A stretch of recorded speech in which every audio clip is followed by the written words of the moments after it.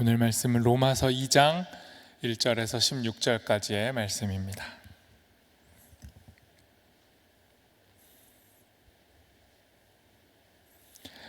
신약성경 로마서 2장 1절부터 16절까지 저 여러분이 한 절씩 교독하고 마지막 절 함께 읽도록 하겠습니다. 제가 먼저 하나님 말씀을 읽습니다. 그러므로 남을 판단하는 사람아, 누구를 막론하고 내가 핑계하지 못할 것은 남을 판단하는 것으로 내가 너를 정죄함이니 판단하는 내가 같은 일을 행함이니라.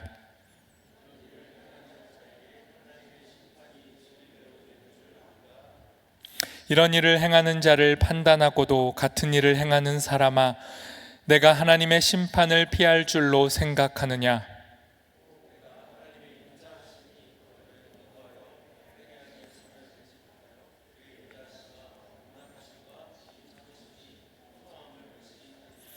다만 내 고집과 회개하지 아니한 마음을 따라 진노의 날 곧 하나님의 의로우신 심판이 나타나는 그날에 임할 진노를 내게 쌓는도다.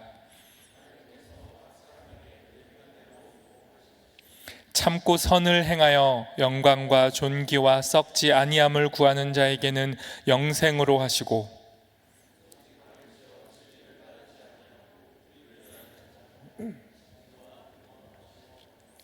악을 행하는 각 사람의 영에는 환난과 곤고가 있으리니 먼저는 유대인에게요 그리고 헬라인에게며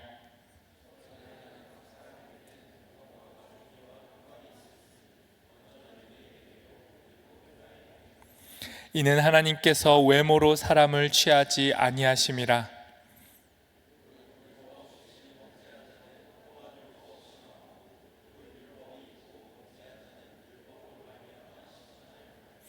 하나님 앞에서는 율법을 듣는 자가 의인이 아니요 오직 율법을 행하는 자라야 의롭다 하심을 얻으리니,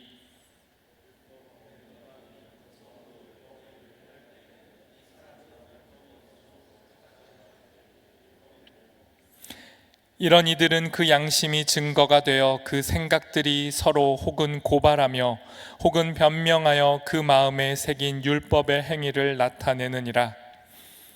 곧 나의 복음에 이른 바와 같이 하나님이 예수 그리스도로 말미암아 사람들의 은밀한 것을 심판하시는 그 날이라. 아멘. 저희가 계속해서 로마서 말씀 살펴보고 있습니다.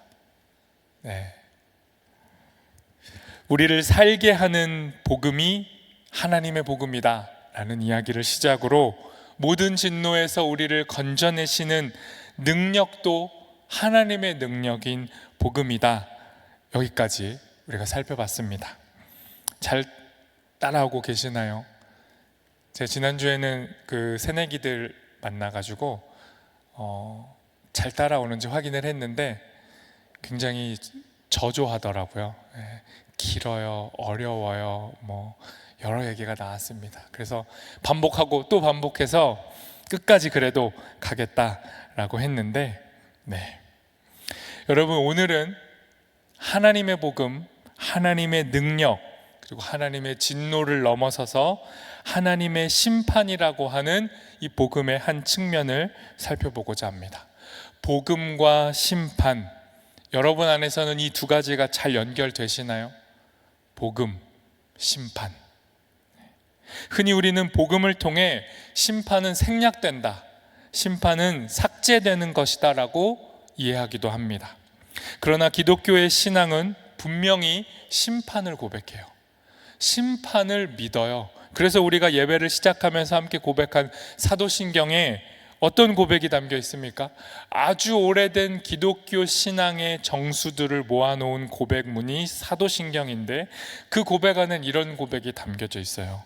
살아있는 자와 죽은 자를 심판하러 오시는 예수님. 예수님이 다시 오실 건데, 다시 오실 때는 어떤 이유로 오시느냐? 살아있는 자와 죽은 자 모두를 심판하러 오신다는 거죠. 우리는 분명 심판을 믿는 사람들입니다. 복음은 심판을 삭제하거나 생략하지 않아요. 복음은 살아있는 자와 죽은 자 모두 차별 없이 하나님의 심판대 위에 우리를 세우는 겁니다. 그리고 그 심판대에서 예수 그리스도를 믿은 사람들을 구원하시는 거예요. 심판 자체가 생략되는 게 아닙니다. 지난주에 그 새내기 모임에서 귀한 설교 피드백을 받았습니다. 저는 틈만 나면 설교 피드백을 받잖아요. 그 세움터에서도 교회 처음 오신 분들한테 계속 확인하고요. 그런데 보통 좋은 얘기를 해주시잖아요. 그래도 뼈가 되는, 살이 되는 귀한 피드백을 받을 때가 있어요. 그게 지난주였습니다. 지난주에 어떤 피드백이 있었냐면, 목사님 두괄식으로 말하세요. 두괄식으로. 이 하나님의 음성처럼 들렸습니다. 로마서 자체도 이 논리가 구조가 굉장히 탄탄하거든요. 그러니까 이게 끝까지 따라가야 뭔 말하는지 알아요. 근데 이걸 처음부터 무슨 말인지 얘기 안 해주고 끝까지 가면 중간에 길을 잃거나 졸게 되거나 하여튼 어렵다, 설교의 주제가 흐려진다, 이런 말을 듣고 제가 정말 이 가슴과 뼈에 새겼습니다. 그래서 오늘은 두괄식으로 말씀을 드리도록 하겠습니다. 오늘의 본문인 로마서 2장 1절부터 16절의 내용은 하나님의 심판에 관한 거예요.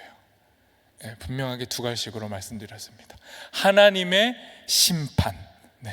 도대체 하나님의 심판이 뭐고, 이 심판은 어떻게 작동되며 이 심판이 우리에게 말씀하시는 바가 무엇인지를 살펴보고자 하는데요, 그 심판이 무엇인지에 대한 내용이 1, 2절에 명확하게 등장합니다. 오늘의 본문 1절과 2절 말씀 우리 같이 한번 읽어보도록 하겠습니다. 같이 읽습니다.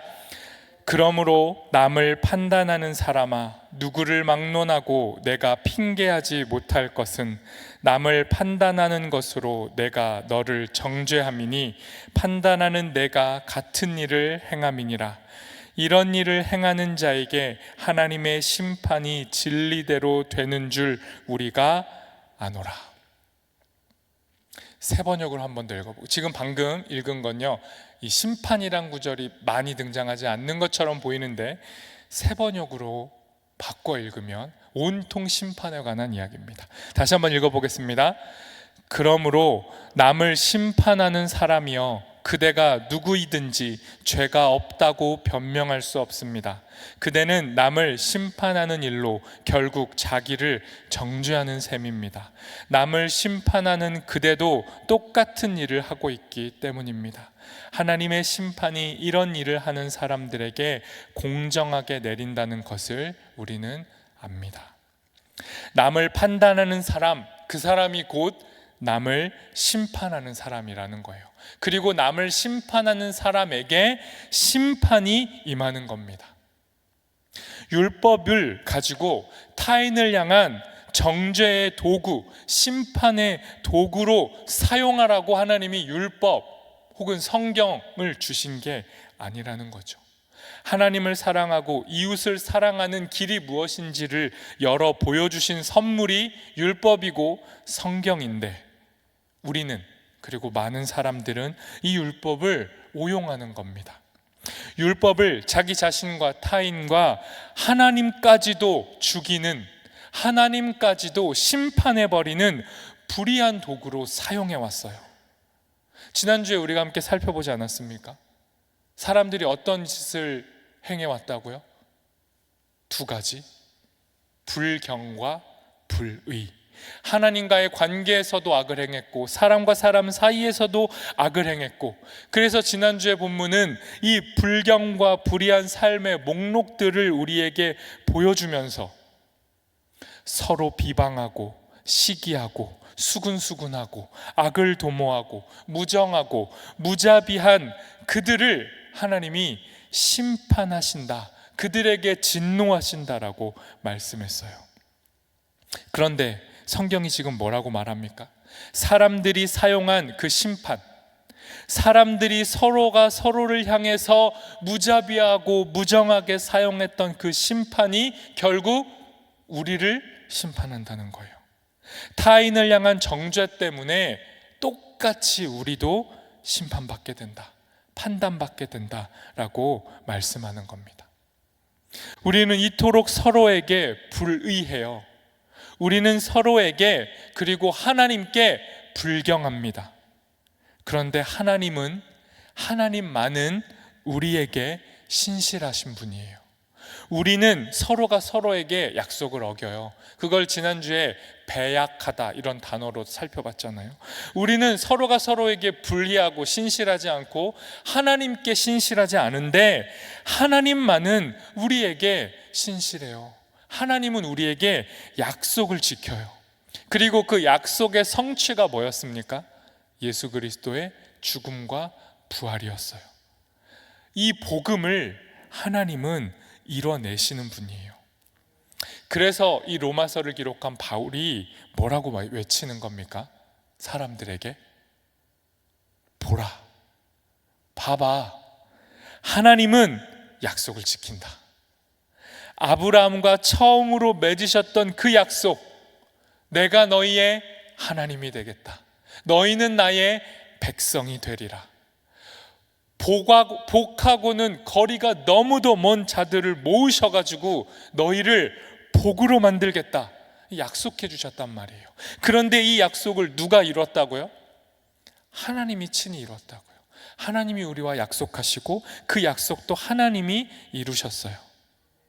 그런데 우리는 어떻습니까? 우리는 이 약속을 앞에 두고도, 이 약속을 들어도, 이 약속을 눈으로 보아도, 이 약속을 매번, 매주일, 매 순간 선포하고 알려도 우리는 보지 않아요.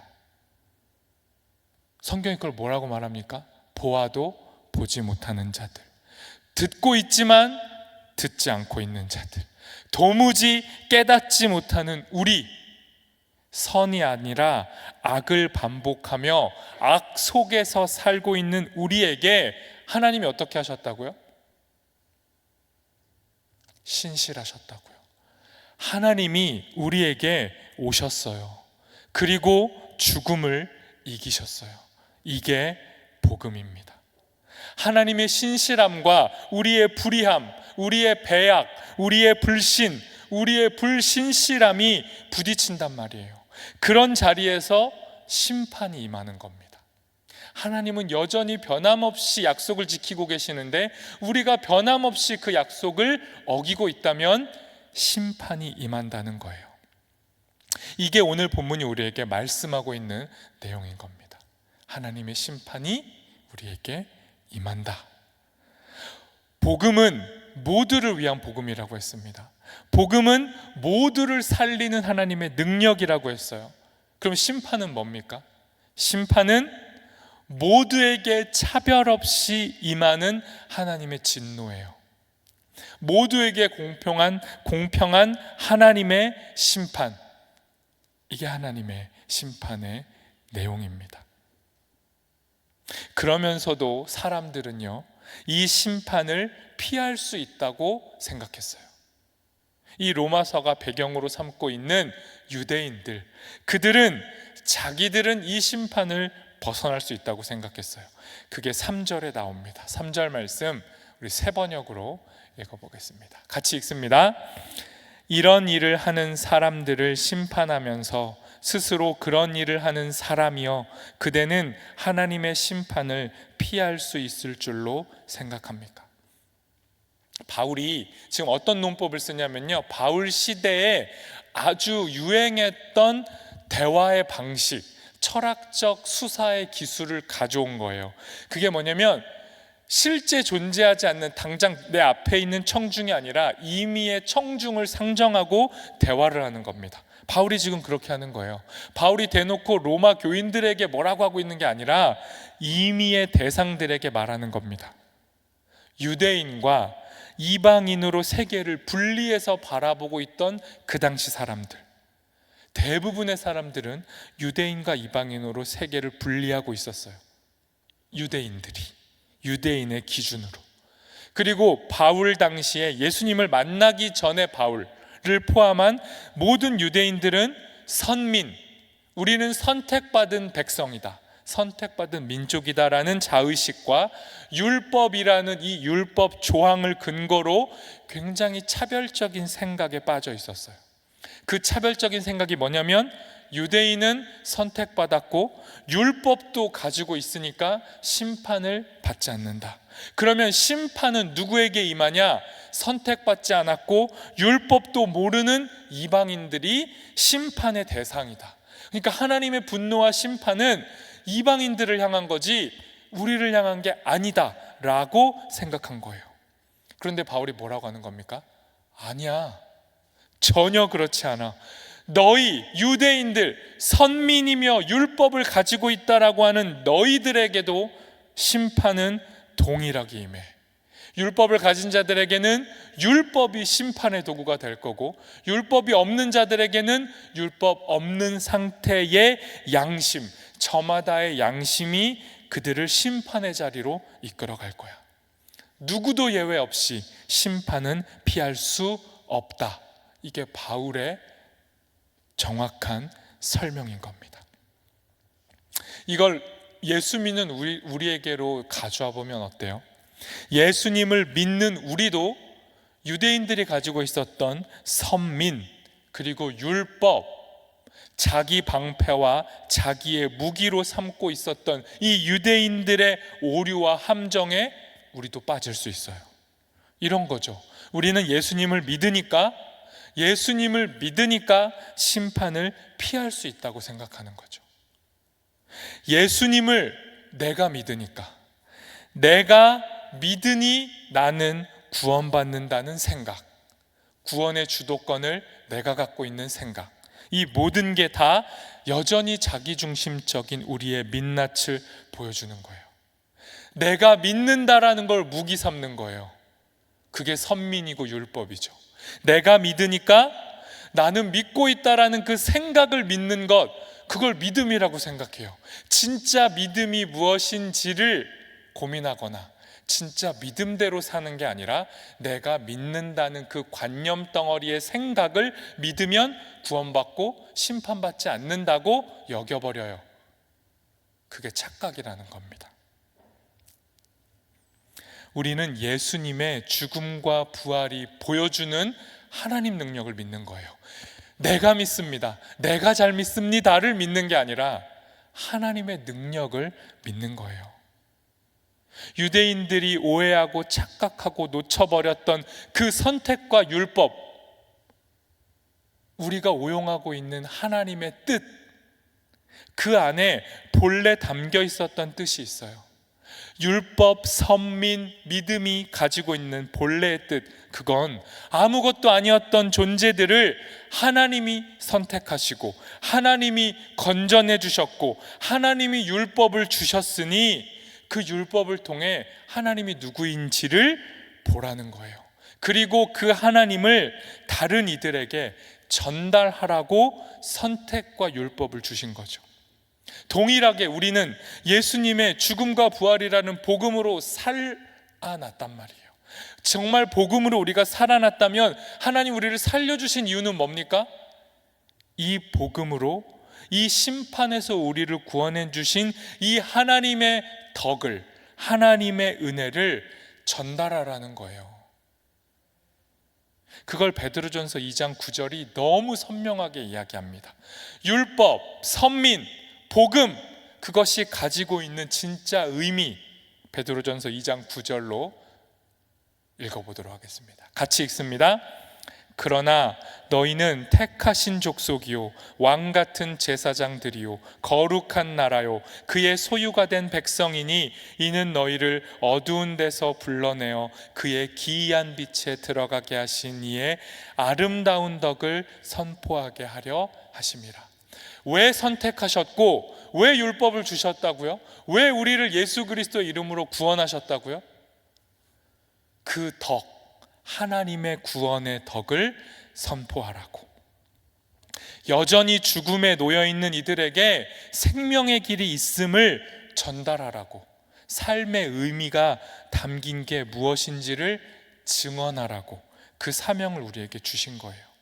그런데 아무런 사명의 감당이 없이 정말 이 덕을 전달하고자 하는 그 사명을 수행하고 있는 행위가 전혀 없이 그냥 난 믿으니까, 난 하나님이 신실함을 믿어, 난 하나님이 의리가 있는 거 믿어. 난 하나님이 우리를 포기 안 하는 거 믿어. 그렇게 믿는다는 생각이 나를 구원해 줄 것이라고 믿을 때 그 믿음은 우리를 심판의 자리에 갖다 놓는 거예요. 이게 성경이, 예수님이 바울의 로마서가 전달하고자 하는 복음의 내용인 겁니다. 그런데 우리는 이 하나님의 복음 말고 어떤 복음이 좋아요? 내 복음이 좋아요.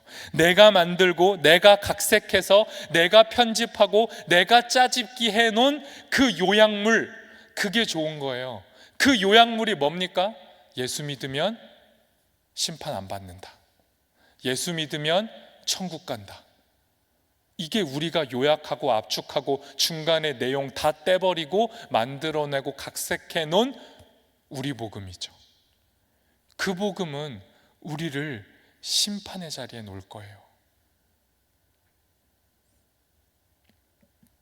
우리가 이런 우리만의 방식에 살아남는 길을 만들어내는 노력을 아무리 열심히 해도 심판은 피해가지 않습니다. 심판은 반드시 우리를 찾아와요. 오히려 이런 비복음적인 행위가 심판의 날에 임할 진노를 계속 쌓아 올리는 겁니다. 우리의 게이지를, 진노의 게이지를 계속 높이는 거예요. 그걸 5절 말씀이 이렇게 말합니다. 5절을 세 번역으로 읽어보겠습니다. 같이 읽습니다. 그대는 완고하여 회개할 마음이 없으니 하나님의 공정한 심판이 나타날 진노의 날에 자기가 받을 진노를 스스로 쌓아 올리고 있는 겁니다. 여러분, 지금 하나님의 진노가 안 보이죠? 아니요, 목사님, 보여요. 제 인생에 시련이 찾아왔고 제 인생에 아픔이 왔어요. 그게 진노예요. 그렇게 느낄 수 있죠. 그런데 하나님의 진노는 아직 임하지 않아요. 마지막 날로 유보돼 있어요. 그러니까 사람들이 어떻게 착각합니까? 아, 하나님이 날 사랑하는구나. 아, 하나님의 진노가 역시 나에게는 상관이 없는 거구나. 그렇게 복음에 대한 사명을 감당하는 것 없이 복음을 즐기는 사람들은 뭐라고요? 진노, 하나님의 심판날에 받을 진노를 쌓아 올리고 있는 거예요. 그러니까 여러분, 안전한 게 아니에요. 그리고 이런 사람들에게, 이렇게 자기 안위에 만족하고 있는 사람들에게 심판이 어떻게 임합니까? 6절 말씀이 설명해 줍니다. 심판이 이렇게 임한대요. 세 번역으로 읽어보겠습니다. 하나님께서는 각 사람에게 그가 한 대로 갚아주실 겁니다. 심판이 어떻게 온다고요? 여러분이 행한 대로 심판이 임한대요. 7절 말씀, 이어지는 7절 말씀은 더 선명하게 말합니다. 그러면 어떻게 행하면 어떤 심판이 오고 어떻게 행하면 심판 아닌 보상이 오는지를 설명하는 거예요. 7절부터 읽어보겠습니다. 같이 읽습니다. 참으면서 선한 일을 하여 영광과 존귀와 불멸의 것을 구하는 사람에게는 영원한 생명을 주시고, 8절 읽어보겠습니다. 이기심에 사로잡혀서 진리를 거스르고 불의를 따르는 사람에게는 진노와 분노를 쏟으실 것이다. 무슨 말이에요? 하나님 어떻게 심판하신다고요? 선한 일을 한 사람에게는 영원한 생명을 주시고 악을 행한 사람에게는 진노와 분노를 쏟아 넣으신대요. 이게 7, 8절의 논리고요.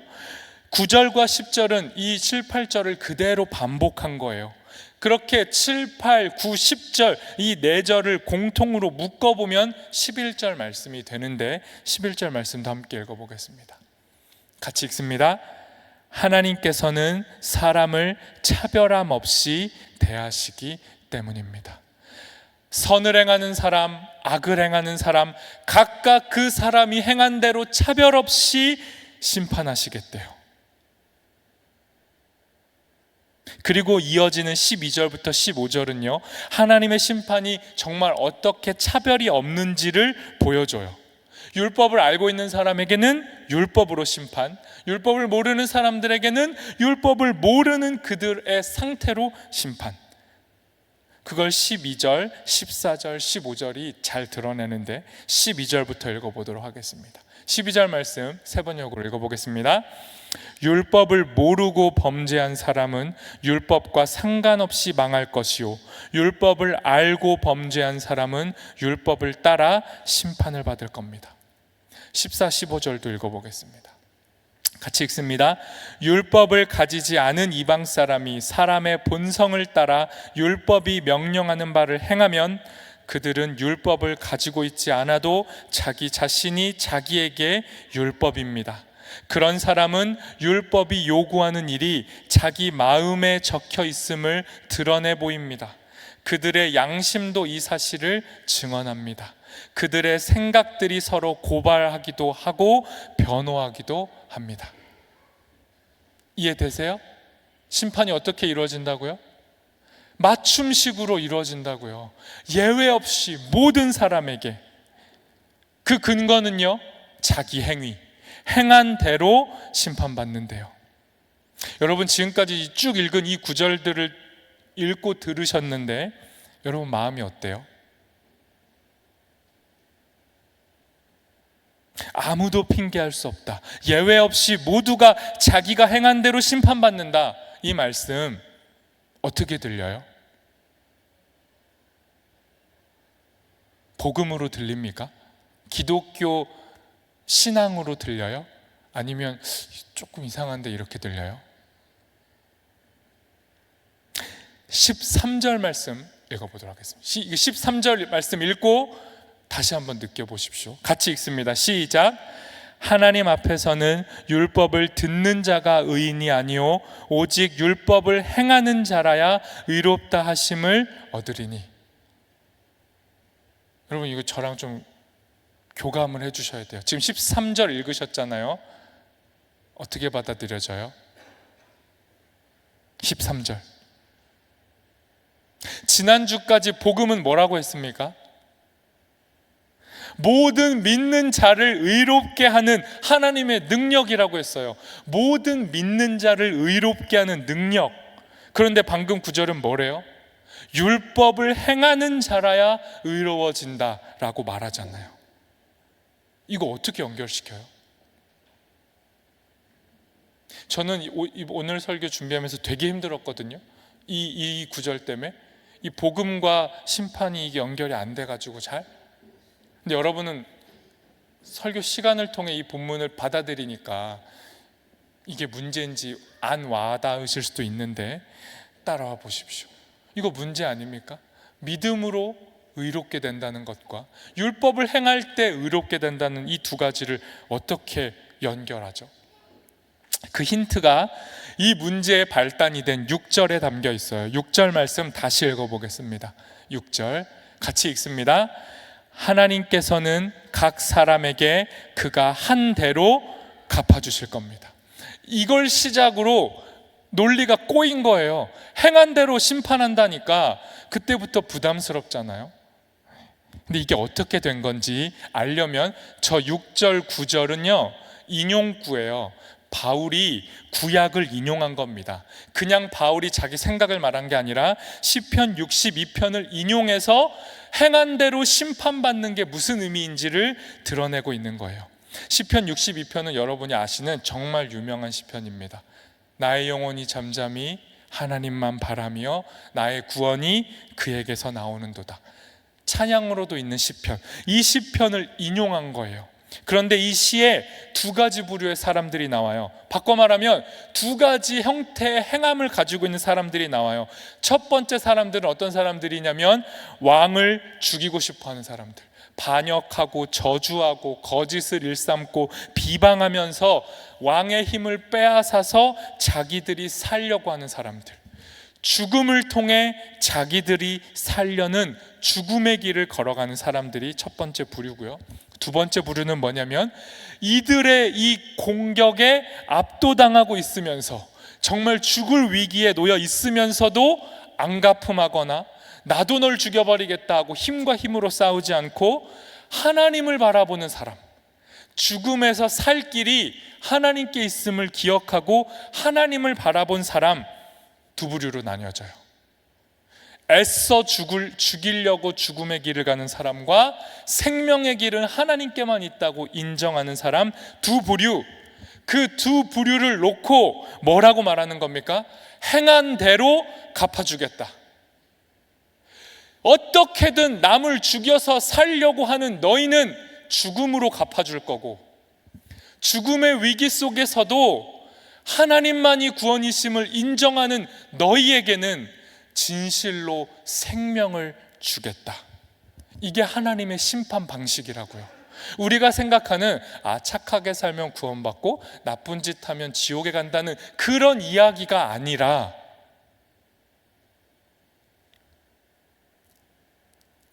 죽음과 생명이라는 사이길에서 죽음이라는 행위를 선택한 자에게는 죽음으로, 생명을 줄 수 있는 유일한 생명이 되시는 하나님을 선택한 자들에게는 생명을 주겠다는 거예요. 여러분 이해되고 있나요? 목사님 똑같은 얘기 반복하시는 거 아니에요? 아니에요. 악을 행한 자에게는 악으로, 선을 행한 자에게는 선으로, 이 말이 아니라고요. 악을 행한 자에게는 악으로, 선이 되시는, 유일한 선이 되시는 하나님을 선택한 자에게는 선함의 생명을 주시겠다는 거예요. 뉘앙스 차이 느껴져요?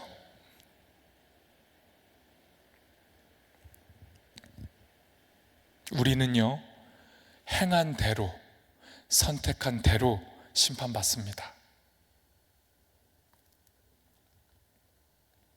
하나님의 심판이 뭐고 하나님의 심판이 어떻게 작동되는지를 알았다면, 그럼 우리가 이제 걸어가야 할 길이 있어요. 그 길도 이 시편 62편에 다 담겨 있습니다. 바꿔 말해 볼까요? 지금 로마서 어려우니 2장에서 바울이 말하고 싶은 모든 건요, 이 시편 62편이라고 하는 논리적 구조의 글이 아니라 시에 담겨 있어요. 바울이 복음을 설명하고자 하는데 논리로는 잘 안 되는 거예요. 논리로 말하면 여러분이나 유대인이 오해하니까, 악하면 지옥 가고 선하게 살아야 천국 간다라고 받아들이니까 시적인 은유로 설명할 수밖에 없는 거예요. 그런데 바울이 살 길, 우리가 살아가야 할 길을 시편 62편에서 인용하면서 이렇게 말하는 거예요. 시편 62편 10절과 12절 말씀 우리 세 번역으로 볼 텐데 10절부터 먼저 보겠습니다. 10절 같이 읽어보겠습니다. 시작. 억압하는 힘을 의지하지 말고 빼앗아서 무엇을 얻으려는 헛된 희망을 믿지 말며 재물이 늘어나더라도 거기에 마음을 두지 말아라. 뭘 말하는 겁니까? 헛된 힘이 곧 죽음이라는 거예요. 당장 의지하면 나를 살려줄 것 같은 그 무언가, 혹은 적극적으로 남의 것을 빼앗아서 나를 채울 때 살 것 같은 헛된 희망을 의지하지 말래요. 왜요? 그 모든 건 가짜니까. 그건 가짜 힘이니까, 가짜 권세니까. 진짜 힘을 의지하래요. 그게 11절에 나옵니다. 11절도 같이 읽어보겠습니다. 같이 읽습니다. 하나님께서 한 가지를 말씀하셨을 때에 나는 두 가지를 배웠다. 권세는 하나님의 것이다.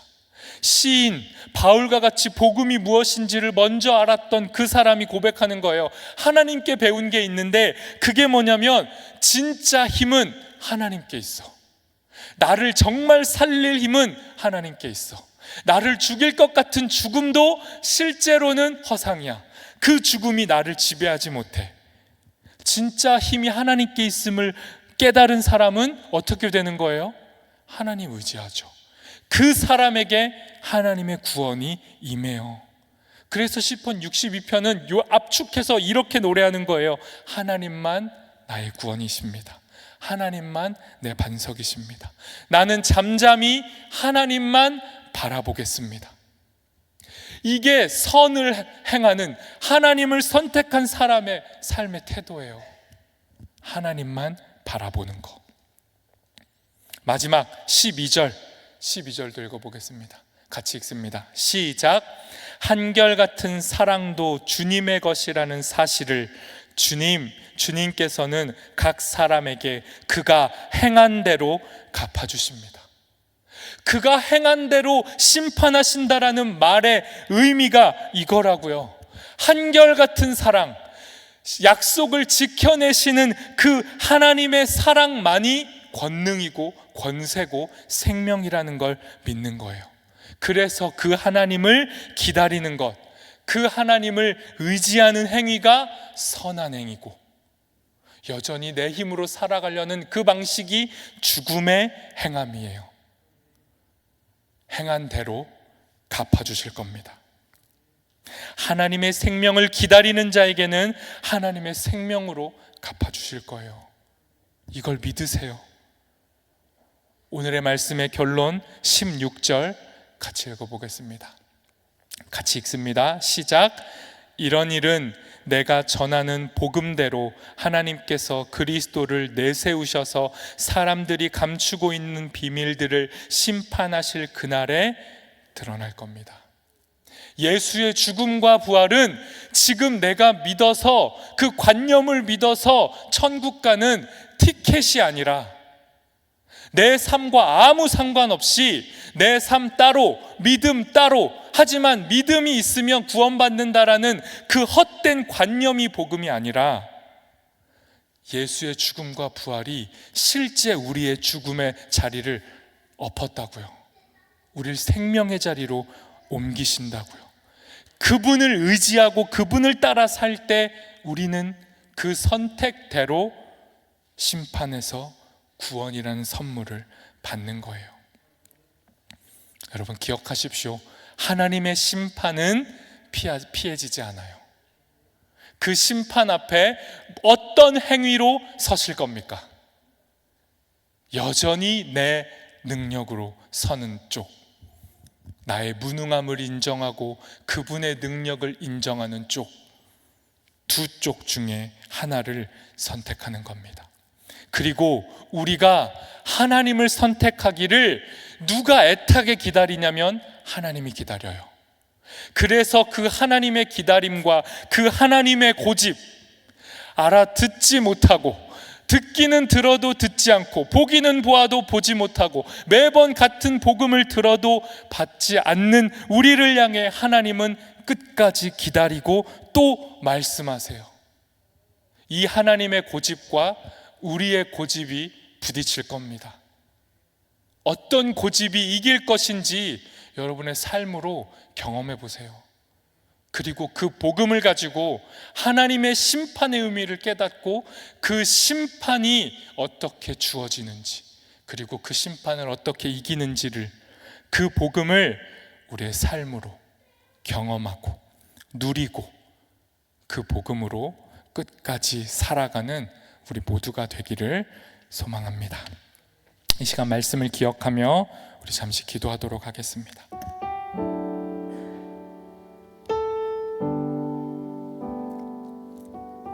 여러분, 우리 모두는 하나님의 심판 앞에 서게 될 겁니다.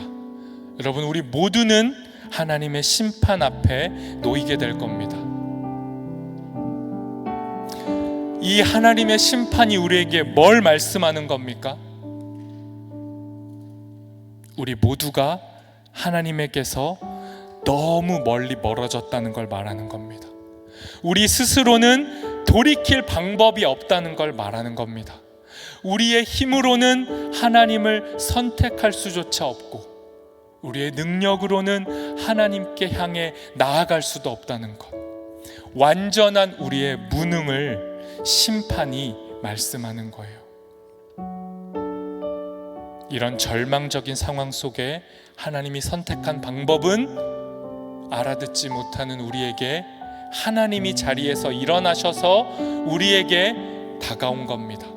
하나님이 가만히 있지 않으시고 일어나셔서 우리에게 오셨어요. 그 하나님의 오심이 예수 그리스도입니다. 예수 그리스도가 우리에게 오신 겁니다. 그분이 오셔서 죽고 다시 사셨습니다. 이것을 믿을 때, 이 하나님의 열정, 하나님의 신실함, 하나님의 약속을 믿을 때 우리도 우리의 자리에서 일어나서 이제 하나님께로 나아갈 수 있는 거예요. 이 복음을 믿으시고 심판의 자리에서 일어나셔서 복음의 자리로, 예수 그리스도의 생명의 자리로 나아가게 해주십시오. 우리 이것을 놓고 함께 잠시 기도하겠습니다. 기도합시다.